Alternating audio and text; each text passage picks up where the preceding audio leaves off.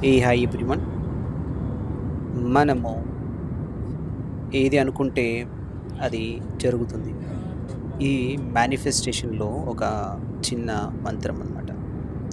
అంటే మనం ఏది కావాలో అది విజువలైజ్ చేయాలి.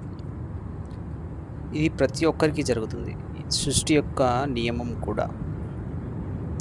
దాదాపు కొన్ని వేల కిలోమీటర్ల అడుగు నుంచి ఒక 20-30 ప్రయాణాలు అనేది దాదాపు మన సౌత్ ఇండియా మొత్తం కూడా కొన్ని సార్లు రిక్వైర్మెంట్ ద్వారా వెళ్ళడం జరిగిందనమాట.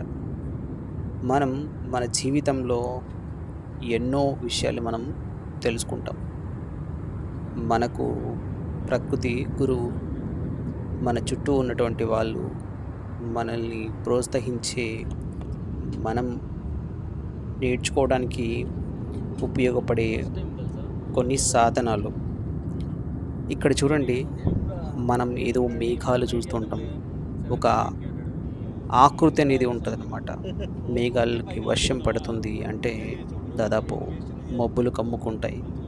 అలాంటి మేఘాలు ఇప్పుడు మనం చూస్తే ఒక విధంగా చెప్పాలి అంటే మనకంటూ కిందగా ఉన్నట్టు కనిపిస్తుందనమాట.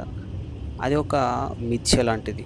జీవితం కూడా ఎంత మనం ప్రయత్నించి, ఎంత సాధించినా కూడా అది ఒక మిథ్య లాంటిది.